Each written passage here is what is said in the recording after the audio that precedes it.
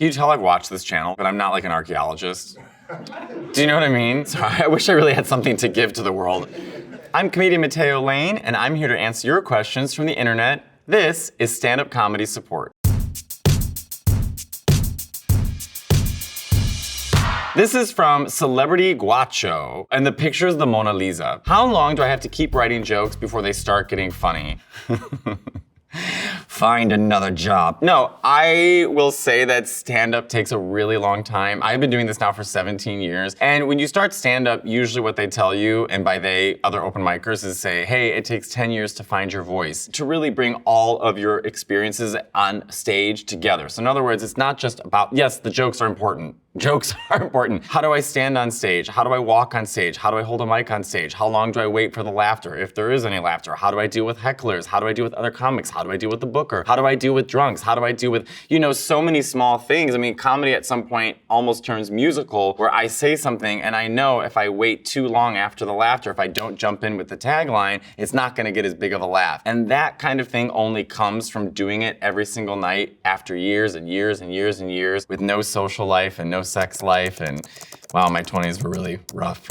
This is from Reddit user Fragrant Repair 9337. Bombed so hard, how to get used to the uncomfortable. I would say bombing is fundamentally the most important thing that you can learn when you're starting stand-up comedy, and I sort of liken it to learning a new language. If you try and be perfect, you will never speak that language or remember anything. The second you make a mistake and someone corrects you, you never forget it. So you have to have some kind of humility. Bombing is great because when you're learning how to do stand-up, you need to know what is and isn't working. And if you're bombing a lot when you're starting in stand-up, that means you're not connecting with the audience in the way that you should. So you have to go back on stage every single night, record yourself on your phone, go back and listen, and say, okay, this went well and this didn't go so well, and make your edits that way. One thing that really helps is if you're writing jokes, you don't have to write jokes and then perform the script. Give yourself a kind of an outline, so that way when you're on stage, you're also consciously working on being authentic with the audience. And also lean into your vulnerability. People don't like people on stage who are trying to hide something. This is from the Bacon Bits. These names are really, the Bacon Bit, like of all the names you could pick on the internet, you're going for dog food treats?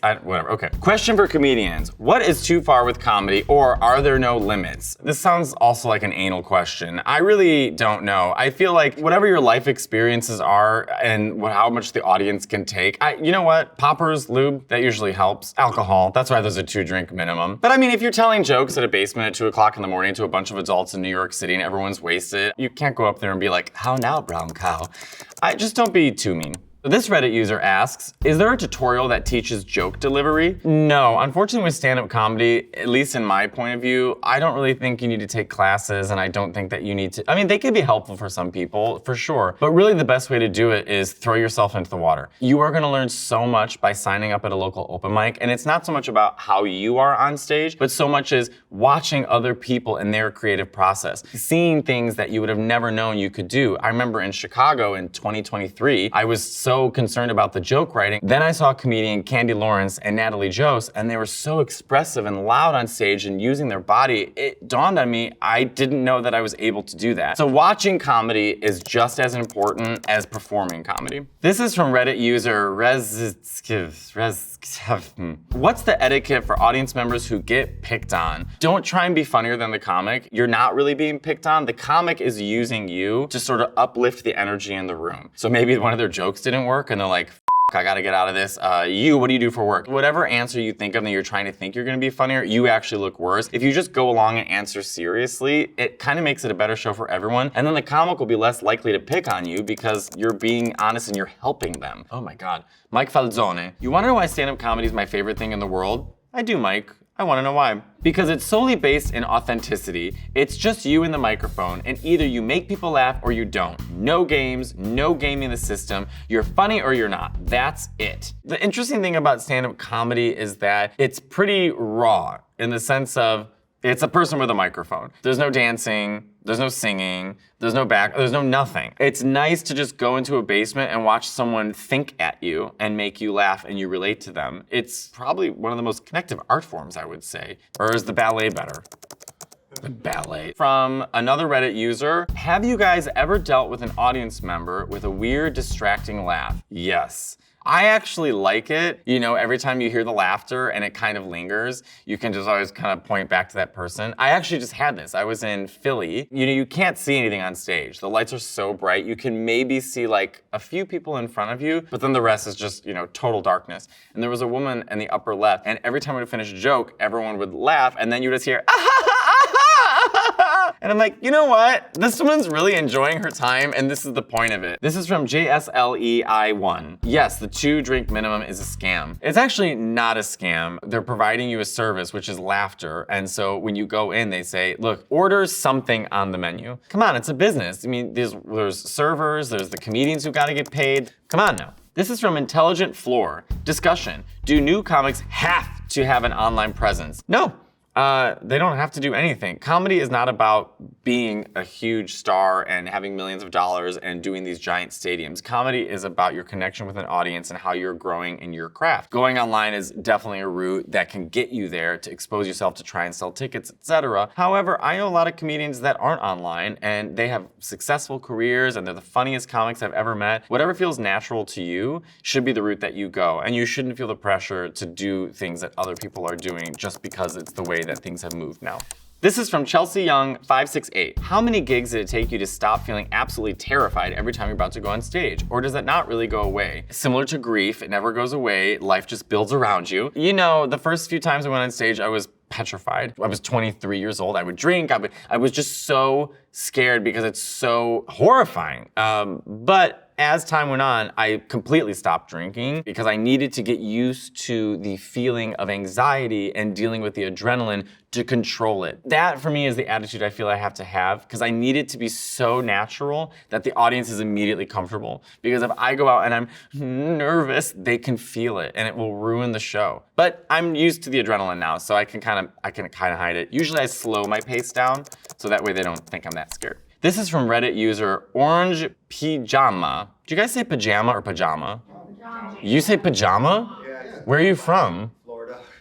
So from Orange Pajama, what is the definition of craft? It's a great movie in the 90s about 4 girls who thought that they were witches, and then they realized that their 4th person is a powerful witch, and then there's controversy in the end. People say he knows craft. I know something about the craft. I think when you're talking about the definition of craft, you're just talking about like the medium, and the medium, what I use for that word is like similar to like an artist. Like your craft is like your paintings and your expression and your studio. I guess craft really is similar to witches. It's like your witch's lair with all your ingredients and you throw it into a thing, except it's jokes and words. Because everyone has a different way of expressing themselves. I guess it's a means of expression. I guess I don't know what craft is, okay? You got me. I don't know what craft is. It's a great movie in the 90s, and please, for God's sakes, don't remake it. It's enough of these remakes. Saro Flex. Question for stand-up comedians. How do you control your own laughter when you think of and or say something funny, either in normal conversation or when you're performing? Well, when you're in normal conversation, I mean, you laugh. But I would also say on stage, sometimes you've said the joke so many times. I mean, it takes months for a joke to fully develop itself. You've worked on it and now you're showcasing, whether you're doing clubs or theaters, you're so just thinking about the rhythm of the joke. But every once in a while you do giggle at yourself, or I'll see someone in the front row laughing really hard and I remind myself, oh yeah, this was funny one time. That's so strange. This is from Reddit user Pointless Story. Have you ever done stand-up where the audience liked the wrong part of the joke or laughed too early? Yes. That has happened a lot, and sometimes I get mad at them in my head because I'm like, why are you laughing at the premise? Like, I'm not even at the punchline yet. I find this happening sometimes when I'm in other countries performing in English, because sometimes the response from different audiences that aren't American or Anglophone that I'm used to have a different comprehension, different colloquialisms, different reaction to jokes. When I ask an American audience a question and I'm looking for a yes answer, they always go, woo! That is like the universal, very white girl. And when I was in Paris, I asked the question thinking that they're all gonna go, woo! And at the same time, 1,000 people go, yes. But you know what? Any laughter is good laughter. This is from Reddit user DBZ253. Is it generally accepted that most stand-up comedians make up stories about things that happen to them just because it would make a good joke? I think that there are some comics who do that. For myself, what I like to do is talk about my real life, so my jokes feel more evergreen, and then I get the chance to work on them for months and months and really develop them. But look, some comics are all about the fantasy. To them, it's more about the medium of the joke as opposed to the experience of the joke. The setup punchline is far more important than the actual truth behind it because they're really focused on how do I wordplay? If I put this word in front of that word, or I pause this, or I put this person in that situation, and this, you're trying to solicit a response to the audience. This one is, what are your roast tips? Nikki Glaser is like the queen of roasts. Go watch her Golden Globe set. I mean, that's the perfect blend of being likable and being able to poke fun at somebody while poking fun at yourself. So basically, it's like holding the hand of the person you're roasting, saying, I feel this too. Have some humility, let's move through this together. Smoke and Oak. What should I know before I go to my first open mic? I would say don't have any expectations, be open-minded and get there early and be respectful, and I hope you do well on stage. Maybe you won't, it's fine. It's really just about getting yourself accustomed to the life of open mic comedy and meeting other comedians and watching other people and seeing what they do, and just do it every night. Comics really respect people who work hard, show up, and are funny, and if you do those three things, then eventually one day you're gonna walk in and they're gonna be like, yo, what's up? And you're like, oh my God, I thought you hated me, but then they're just sniffing you out. This is from Meta Comedy 1. Questions for comedians. What do you wear while on stage? What shoes and why? I really just like to be as comfortable as possible, which is a nice way of saying I don't look great on stage all the time. Whatever you're wearing, if you're the most comfortable in that thing, that's how you should perform. So there's people who wear jeans, there's people who wear Chanel suits. It's just whatever makes you feel good on stage. This is from another Reddit user. Why do most comedians eventually end up sucking? Some comics become larger than themselves and they become a company. They become larger than life, and it can take you away from the relatability in a lot of ways. And relatability is the most important thing for stand-up. And so I think it's really important as you keep going up in stand-up comedy to keep yourself surrounded by people who are going to keep you honest. I think if you just stick to your craft and keep going with it and don't change your routine in that craft, you will stay good for the rest of your life. Bill Burr is probably the biggest comic I can think of right now, and I can't think of anyone funnier, more relatable, more honest, more vulnerable, smarter. This is from Yeliab. How many one-liners do you have to have in your arsenal? Some comics really are one-liner comics, like a machine gun, like ta ta ta ta ta ta ta ta ta ta ta. And some comics sort of bring punchlines in and out of stories that feel quite natural. There is no right or wrong way. Comedy is similar to walking into a museum. Not every painting is the same. They're all different expression, all different medium, but they're all using paint. You have to have at least one though. Let me just say this. You gotta have one punchline, for Christ's sake. Reddit user named JSJXJSJASJHS. I sound like a white woman on Duolingo trying to learn Spanish for 2 weeks before she goes on her Mexican vacation and just walks up to everyone. What is the difference between having a dark sense of humor and being a downright lack of punchlines and humility? This is from Mind Fixer. How do you deal with hecklers? I'm trying to look for different styles of how to deal with different types of hecklers. I don't get many hecklers, but when I do, the best thing that you can do is don't get too angry. Yes, you're angry because people have bought tickets, people have got babies, well, not really me, there's a lot of gays, but people got babysitters, people came from other states, and really a heckler is a very obvious form of narcissist, someone who doesn't notice that they're in an environment where other people are trying to enjoy themselves and they're making it about themselves. You really don't want to scream at them. We all lose our temper, we are human, it happens, and I hate when comics are seen getting angry at audience members and then people think, oh, they just don't know how to handle themselves. So the first thing you have to do, you have to act calm and you have to get everybody on your side. I say, is everybody bothered by this? And then there's a sense of like, okay, he's addressing that we're uncomfortable. Now everybody's on your side. And then just say to them, hey, right now you're kind of behaving narcissistic behavior because no one else has behaved this way and there's 2,000 people in this room. Aren't you embarrassed? And also,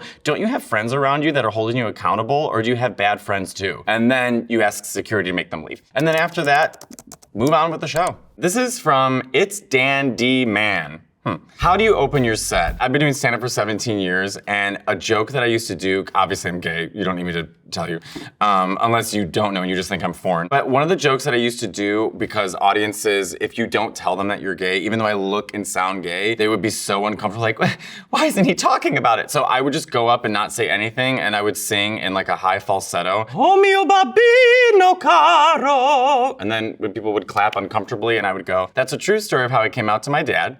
But I don't know, I think just be casual. If you're getting into comedy, you don't have to think of anything funny right off the bat. You put the audience at ease, and then you guys can start whatever your flow is. This is from Faith in Strangers, 92. Faith in Strangers.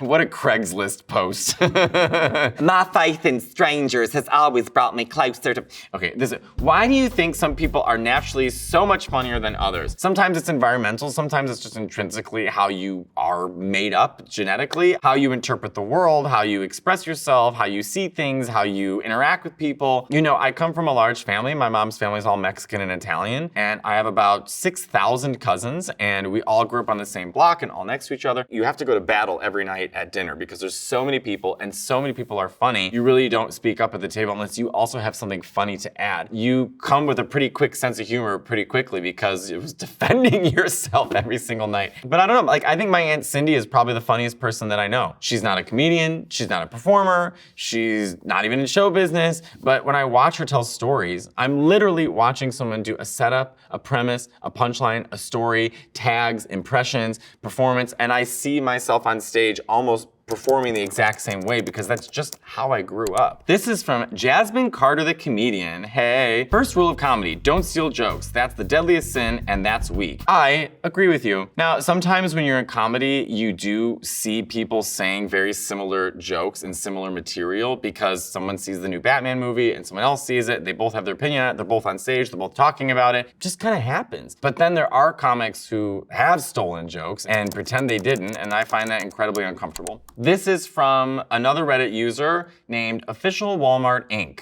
Something tells me this isn't the official Walmart. Experienced comedians, do you ever do 100% improv sets? I think that there are comics who go out and improvise 100%. Usually that involves crowd work. I don't think stand-up comedy usually is something that comics want to go on stage and do something new every single night. But, you know, comics are really acting in a way because we're trying to act like it is the first time we're thinking of these things, the first times we're saying these things, the first time we're reacting to these things. A lot of times it seems so natural that audiences think we're just saying it off the top of our heads. Meanwhile, we've said it 800 times.